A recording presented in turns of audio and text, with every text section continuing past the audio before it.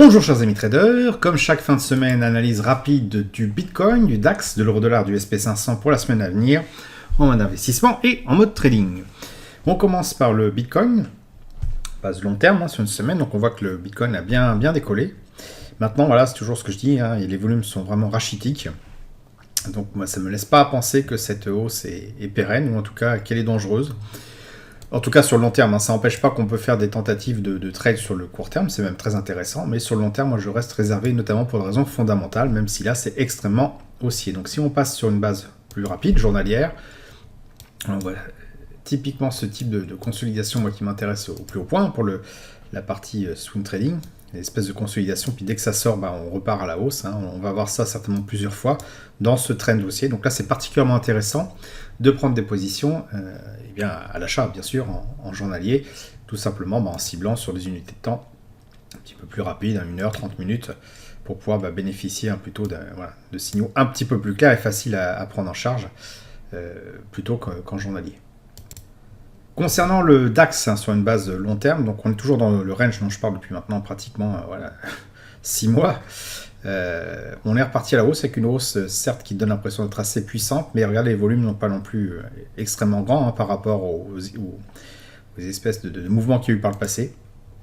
Donc qu'est-ce qu'on peut en déduire? Pas forcément grand chose, qu'on est toujours dans le range bien sûr, mais qu'il n'y a pas non plus de quoi se précipiter pour un achat long terme. C'est une reprise certes intéressante, mais quand on regarde sur unité de temps, un peu plus rapide, on voit que cette hausse, cette reprise, se fait avec des volumes moindres par rapport aux baisses, qui elles sont quand même beaucoup plus conséquentes. Donc bon, on est aussi au point, le POC, le point intermédiaire, le point d'équilibre, en tout cas de consensus de prix. Donc actuellement, sur le long terme, pas grand chose à faire. Sur le moyen terme, toujours la même chose que je dis depuis quelques semaines, et voire même quelques mois maintenant. On fait les extrêmes. Lorsqu'on est en bas, on vise le retour au centre, et quand on est en haut, on vise le retour au centre, mais on ne pourra pas faire grand chose de plus. L'euro-dollar, quant à lui, nous confirme une légère baisse depuis la semaine dernière. Donc on reste toujours dans le rectangle un petit peu plus grand, on pourrait dessiner un peu comme ceci. Maintenant, on voit quand même qu'il y a des faiblesses et que la baisse qui s'est effectuée là, au cours des 2-3 dernières semaines, s'est fait qu'un volume croissant. La hausse qu'il y a là, qui est assez légère, en somme toute, se fait avec des volumes moindres, ce qui laisse à penser qu'elle n'est pas très valable, d'une certaine manière. Donc je reste sur mon scénario baissier sur le long terme. Et bien sûr, en unité de temps plus rapide, on a notre RSI qui a bien cassé sa zone de neutralité. On n'a pas encore eu le rebond dessus, ça ne serait tardé a priori. Et c'est à l'issue de ce rebond, donc si je décale un peu dans le temps, ça va faire quelque chose plutôt comme ça, mais sur la philosophie, c'est la même chose. Et c'est à l'issue donc de ce rebond qu'on pourra décider si on peut continuer un swing trading rapide, donc en unité de temps peut-être M30 voire M15, un swing trading donc plutôt orienté vers la baisse, ou si on réintègre nos pénates dans le range en cours, auquel cas il faudra, comme l'euro-dollar, fêler les extrêmes pour reviser le point central qui est à peu près au niveau du trait bleu. Enfin, le SP500, n'en déplaise aux Cassandres, on est toujours en marché haussier sur l'unité de temps weekly, sur la base d'une semaine. Regardez, le RSI est au-dessus de sa zone de neutralité. On a un prix qui évolue au-dessus du moyenne mobile 20, elle-même au-dessus du moyenne mobile 50. Donc tout ça, c'est très haussier.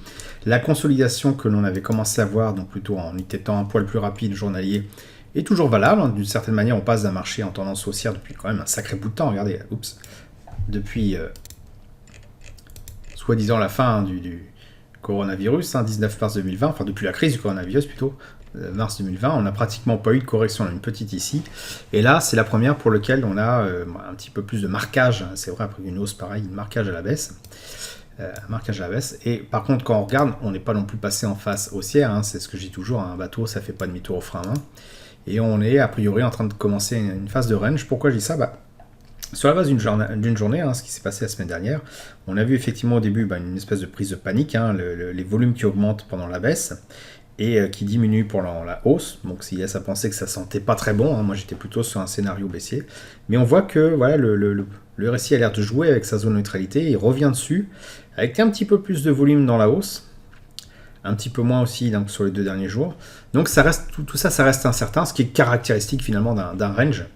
Donc je dirais que pour l'instant, on serait plutôt dans ce scénario d'indécision, de range. Donc je ne sais pas si ça va sortir par le haut ou par le bas, ou si le range va continuer quelque temps. Ça, l'avenir nous le dira. Donc c'est plutôt dans cet état d'esprit-là qu'on va viser du trading peut-être. Si vous voulez faire du court terme, envisagez donc le POC qui se trouve ici. Et comme pour l'euro-dollar et le DAX, vous faites les extrêmes. C'est-à-dire quand vous êtes, je vais mettre une flèche rouge, orange. Quand vous êtes en haut de ce range, vous visez retour au point de consensus. Et quand vous êtes en bas, vous irez retour au point de consensus, hein, tant que le range dure. Et puis quand ça cassera, on verra bien, en sachant que si ça casse par le bas, donc le scénario de long terme sera peut-être à reconsidérer. On verra à ce moment-là quelque chose qui se passera au niveau du RSI, certainement une cassure, un rebond dessus, puis avant de voir dans quelle direction ça se passera. Maintenant, pour l'instant, je répète, on est toujours en tendance haussière sur le SP500 sur le long terme.